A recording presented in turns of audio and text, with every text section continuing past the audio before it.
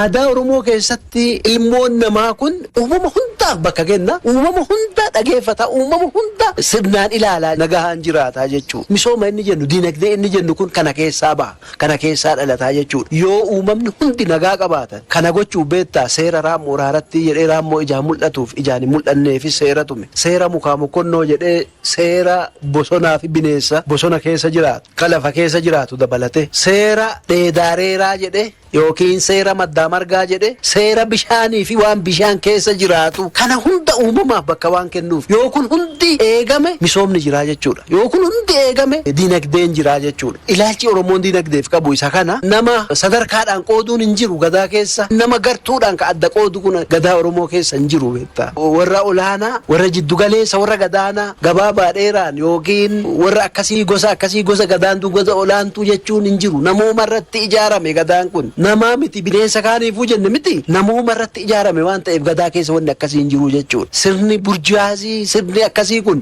gadaa Oromoo keessa aadaa Oromoo keessa hin jiru. Nama kamiiyyuu ta'e gosa kamiiyyuu ta'e biyya kamiiyyuu dhufe aadaaf duudhaa Oromoo kana barbaada jennaan lakkii ati gosa kanaa gosi kun gadaatti makamuu hin danda'u jedhee ofirraa hin deebisu. Sirriitti hubatamuu qaba.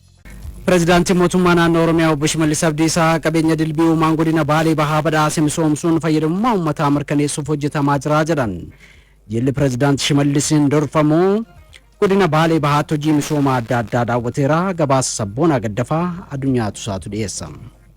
Jilli Pireezidaantii mootummaa naannoo Oromiyaa obbo Shimallis Abdiisaan durfamu godina Baalee Bahaatti hojii misooma jiruu fi jireenyaa uummataa fooyyessuuf hojjetamaa jiru daawwate. Jilli kun aanaa laga hidhaatti misingaa kilaasteraan misoomee kunuunfamaa jiru aanaa sawweenattis piroojeektii finnaa hojjetamee daawwateera. Pireezidaantii mootummaa naannoo Oromiyaa obbo Shimallis Abdiisaa godinni Baalee Bahaa qabeenya dilbii adda addaa hedduun uumaan badhaasuus xiyyeeffannoo dhabuun utuu misooma biyyaaf hin ooliin tureeraa jedhan. Yeroo ammaa kana mootummaan qabeenya godinni kun qabu misoomsuuf hojiitti galee hojjeta jira jedhan. Baalee Bahaa hojii gaarii hojii fakkeenyummaa qabu hojjeteera jechuun danda'ama. Isa kana bal'isneetti deemuu dandeenya. Laftaan irratti argamnu kun investorootaaf kennamee oomisha malee waggaa 14 oliif taa'aati kan ture. Amma qonnaan bulaan kilaasteraan irratti gurmaa'ee misingaadhaan, xaafiidhaan, qamadiidhaan uwwisee jira. Qaxanaan kun carraa hedduutu qabu. Oomisha hamma tokko oomisha kan qabullee ta'u hanqinni daandii miidhaa olaanaa irraan gahaa ture. Isa kana hiikuudhaaf xiyyeeffannoo kennamee karaa hundaan irratti hojjetamaa jira. Isa kanaan bu'aan hanga tokko piroojeektoonni xumuramuu gahaanis jiru.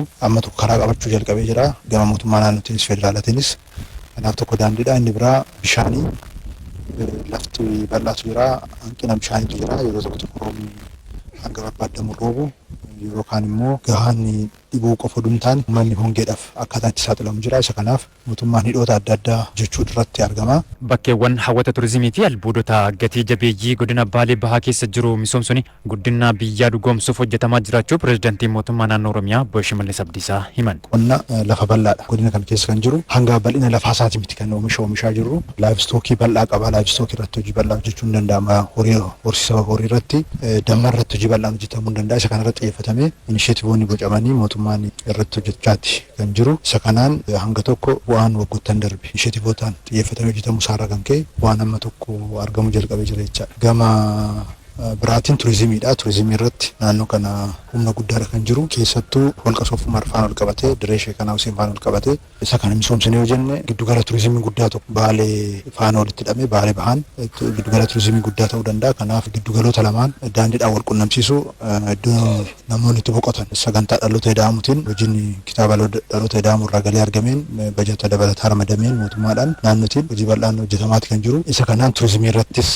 xiyyeeffatamee hojjetamaati kan jiru jechaadha. Inni sadaffaan naannoo kanatti xiyyeeffannoo guddaa argatee hojjetamee bu'aa fiduu kan danda'u albuuda. Kanaaf dhimmoota sadan kanarratti xiyyeeffatameeti mootummaan naannoo mootummaan federaalaa qindoominaan potenshaala naannoo kana jiru baasuudhaaf hojjetamaa kan jiru. Aanaa sawweenatti piroojeektiin finnaa gandaa kattaa dibbeetti birrii miiliyoona 5,600 oliin hojjetamee horsiisee bultootaaf tajaajila kennuu eegaleera. Piroojeektiin kun marsaa jalqabaatiin horsiisee bultoota 3,000 fayyadamoo taasisaas jedhame. Gorsaan piroojeektii waajjira pireezidaantii Ambaasaadar Shifarraa Jaarsoo akka naannoo Oromiyaatti piroojeektii finnaa 72 keessaa 22 tajaajila kennaa jira jedhan. Sawweenaan akkuma beektanitti gammoojjiidha. Bishaan kun gololchaa jalqabee dhufa. Guddaadhaa giddibiin tokko gololchaatti illee jiru of duratti kan asiyyaa'u kan yaadame. Yoo isinitti makame lafa baay'ee gammoojjii kan baasuu danda'u. Piroojeektiin kun dhaabbata mootummaa OCC'n hojjetame. Rakkoo teeknikaa jalqabnullee baay'ee muddee ture rakkabee ture haa ta'u malee san nama keenyan sirriitti laallee furree. Bulchaan godina Baalee Bahaa Obbo Jaarsoo Boruu godinichatti jiruu fi jireenya horsiisee bultoota hundeerraa jijjiiruuf inisheetiivii qonnaa fi piroojeektoonni adda addaa hojjetamaa jiru jedhan. Piroojeektii biiroo misooma horsiisee bulaatiin hojjetamaa ture keessaa piroojeektii kattaa dibbee birrii miliyoona 500 oliidhaan hojjetame ka bishaan meetir kuubii miliyoona 11 olii qabatee ammayyuu lafa hektaara 5,000 olii uummanni sappilimentarii jallisiidhaan irra fayyadamaa jiru qabatamaadhaan ilaalaa turree karoorri mootummaan qabatamaadhaan fayyadamummaa uummata keenyaa mirkaneessaa jiraachuu isaa haalli itti ilaalamu jiraadha jechuudha.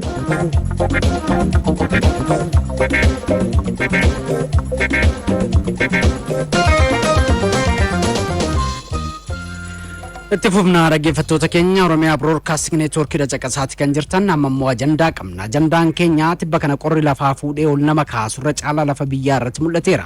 Haalli akka kanaa akkuma aduun gadi qajeeltiin gara saafaa gubbaatti beekama. Keessattuu gara halkanii fi barii irrattis qabbanni hamaan baratamaa erga dhufee bultii 15 caaleera. Ajandaa keenyaanis dhimma kana irratti fuulleffachuudhaan ogeessa Instituutii Meteoroloojii Biyyaalessaa Abdiisaa Hirkoo Magarsaa Makonnin bilbilaan dubbiseera itti dhiyaadha. Haalli qilleensaa amma jiru kun maal fakkaata? Waqtii ammaa kana keessatti torbeewwan amma keessa jiruu fi kan itti aanu akkasumas baatii kana keessa taateen haala qilleensaa mul'achaa jiru qilleensa gogaa bubbee qabuu fi akkasumas guyyaan aduu ganamaa fi galgala immoo qorraanidha kan jiru. Egaa kun sababni isaas yeroon ammaa kun iddoo taateen haala qilleensaa yookaan immoo uumama qorra kanaatiif sababa ta'e kan jiru bakkeewwan lafa gogaa yookaan cabbii akkasumas gaarreen bubbeen irraa ka'an gubbaan isaanii cabbii ta'erra lafa arabaa kana Suudaan lafa gogaa kana akkasumas naannoowwan Eeshiyaa lafa cabbii kanarraati dhiibbaan qilleensaa gara kanaa dhufu jiidhinsa homaatuu fidee waan hin dhufneef qorri ganamaa fi galgalaa kun akka dabalu ta'ee jira. Keessaatuu godinaalee Oromiyaa lafa ol ka'iinsa qaban irratti Harargee naannoo gaarrenii irratti akkasumas Arsii Shawaa naannoowwan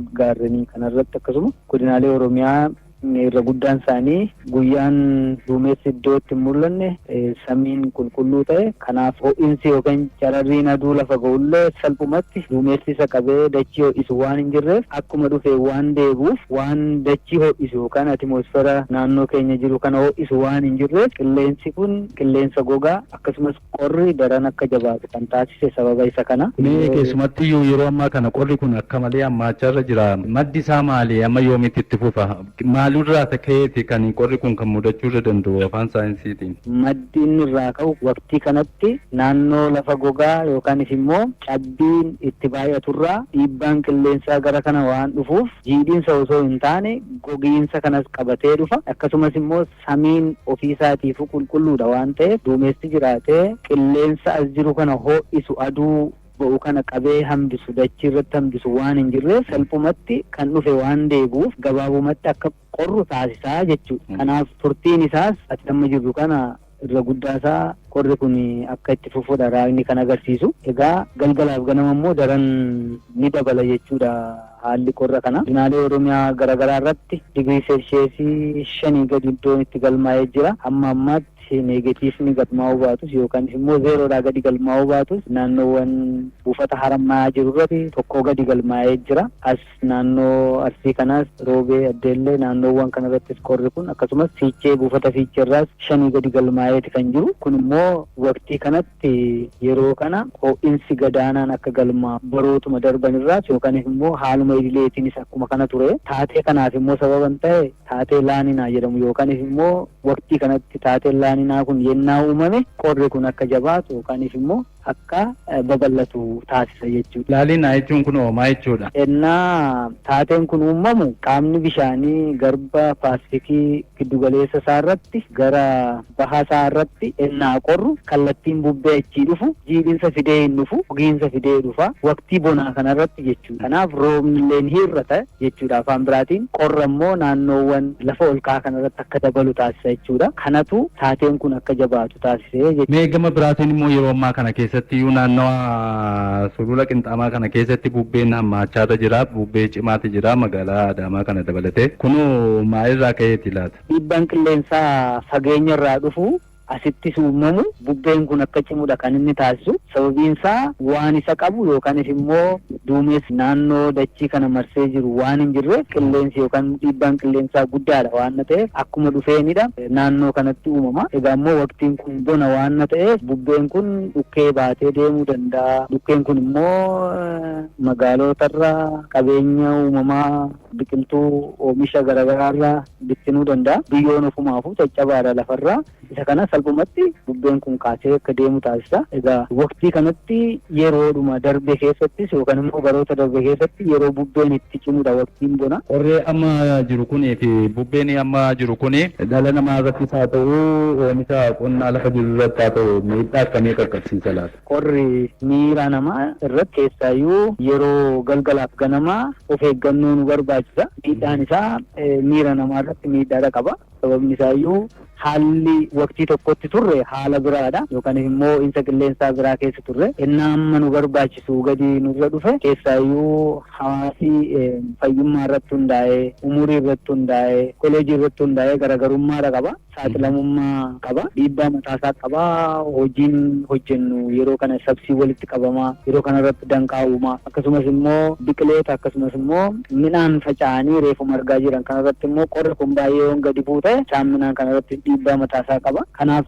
beelladas ta'ee nama akkasumas immoo jiruuf jireenya hawaasaa keessatti hojimaata isaanii hamma dura hojjetan san akkan hojjenne kan taasisudha. Kan immoo malli itti fayyadamuun nurra jiru yeroo qorri kun uumamu keessaa ganamaaf galgala akkaataa uffannaa akkaataa nyaataallee haala waqtii kana madaaleen qorra kana dandamachuu danda'uun hawaasi godhuuti nurra jiraata jechaadha. Dhumarratti dhaamsa yoo qabaata. Iddoowwan baay'ee saaxilamummoo ta'an keessaayyuu beelladoonni bakka bobba'anii akkasumas immoo midhaan yeroo jallisiidhaan fayyadaman yeroo qorri kun hammaatu keessaayyuu halkanii fi ganama yookaan galgalaaf ganama halkan fa'aa midhaan jallisiidhaan keessaayyuu fuduraalee fi muduraalee kana galgala bishaan obaasuun xiqqoo qorri kun daran akkatti dabaluu ta'a yeroo ho'i jiru yookaan immoo akka saaxilamne yeroo itti xiqqoo fooyyee ta'e obaasuun beelladas immoo yeroo eeganii yeroo qorri kun xiqqoo hir'ate beelladas bakka bobbaasanitti bobbaasu namoonni hawaasi